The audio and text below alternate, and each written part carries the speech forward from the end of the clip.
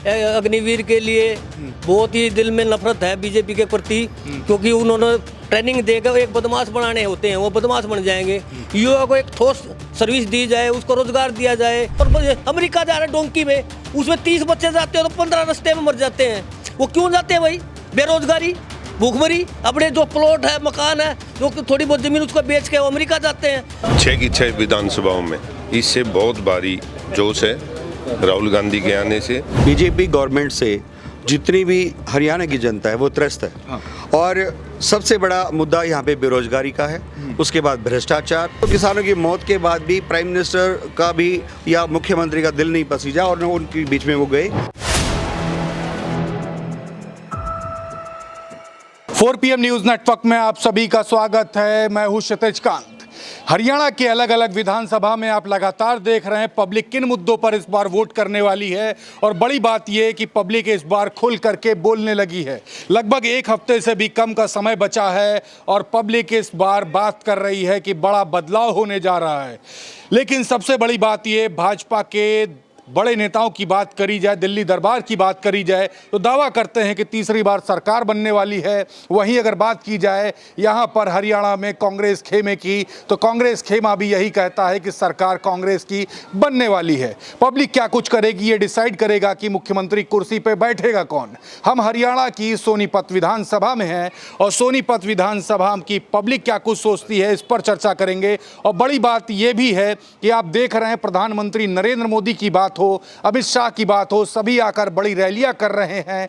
हरियाणा में कुरुक्षेत्र में प्रधानमंत्री मोदी आते हैं तो लोगों के आरोप होते हैं कि प्रधानमंत्री नरेंद्र मोदी कुरुक्षेत्र में आ सकते हैं लेकिन पास में ही शंभू बॉर्डर पर बैठे किसानों के बीच में नहीं जा सकते। अगर आए होते तो किसानों में जो रोष है, जो नाराजगी है वो दूर हो जाती। लेकिन प्रधानमंत्री का ना जाना कहीं ना कहीं ये दर्शाता है कि भाजपा खेमे में डर है। इस तरीके की बातें हो रही हैं। और बात ये भी हो रही है प्रधानमंत्री हरियाणा में आते हैं तो दीपेंद्र हुड्डा या कहें भूपेंद्र हुड्डा का कद बढ़ा दिया कहीं ना कहीं। सोनीपत की जनता जानेंगे सोनीपत में क्या चल रहा है माहौल और क्या सोचते हैं। ताऊ शुरुआत आपसे कर लेते हैं। चलिए आपसे करते हैं। नाम क्या हुआ? मेरा नाम अनिल कुमार नागर है। अनिल जी, सोनीपत में कहाँ से हैं? मैं सोनीपत में, ये वार्ड नंबर 16 है और मैं पार्षद प्रतिनिधि कह सकते हैं, वार्ड नंबर 16 के MC हामी हैं। अच्छा, आपकी वाइफ पार्षद है? जी, मोनिका जी यहाँ से पार्षद। तो पार्षद जी, आप तो पूरा माहौल समझ रहे होंगे। यहाँ का समीकरण क्या चल रहा है, पब्लिक क्या सोचती है और कितने प्रतिशत वोट बैंक जो है यहाँ का भाजपा की तरफ है, कितना कांग्रेस की तरफ है? जी, मैं आपको ये बताना चाहूँगा कि बीजेपी गवर्नमेंट से जितनी भी हरियाणा की जनता है वो त्रस्त है। हाँ।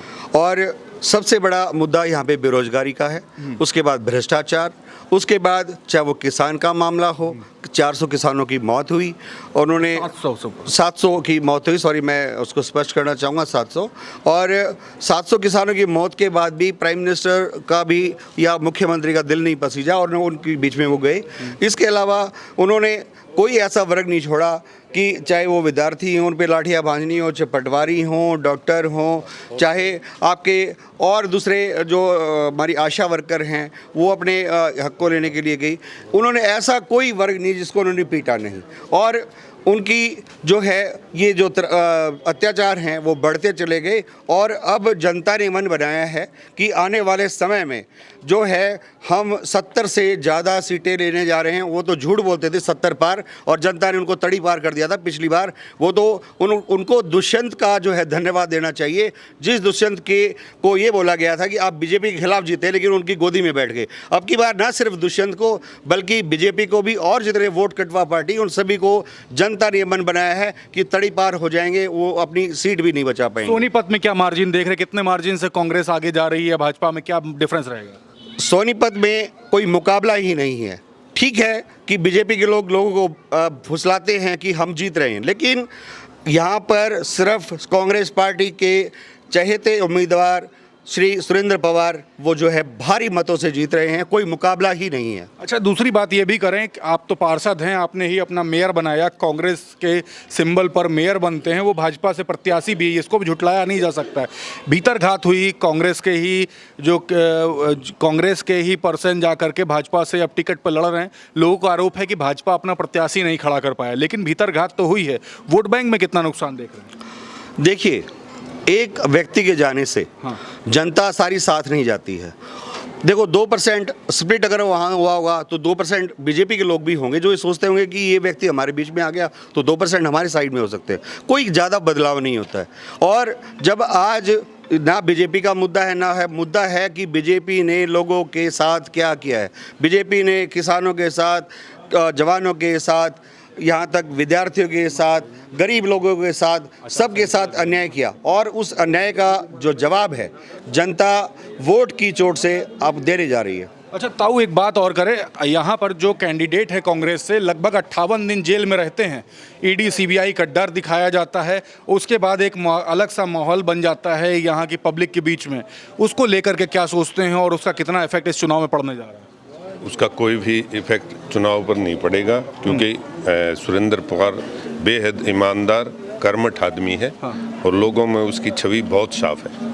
राहुल गांधी भी यहाँ पर आते हैं आपके सोनीपत में, एक अलग सा माहौल मैंने खुद देखा, वो जनसैलाब उमड़ पड़ता है। सड़कों पर लोग देखा, मंच के आसपास जितनी पब्लिक थी उससे ज़्यादा सड़क पर थी। क्या फ़र्क पड़ रहा है आसपास की विधानसभा में, सोनीपत में?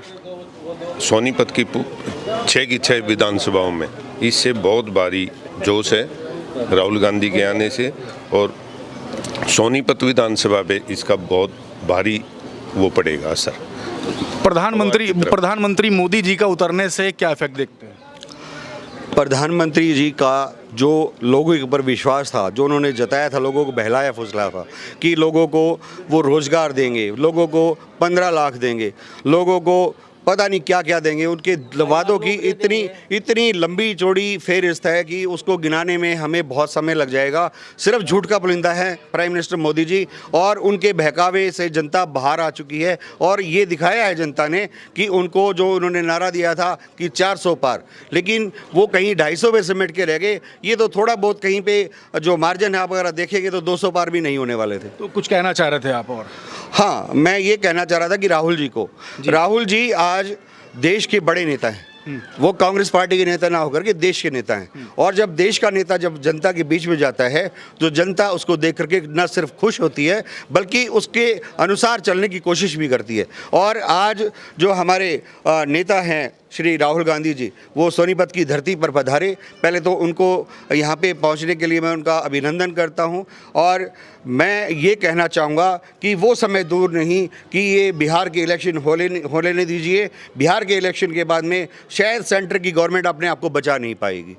आपका नाम क्या हुआ भाई? विक्की जी।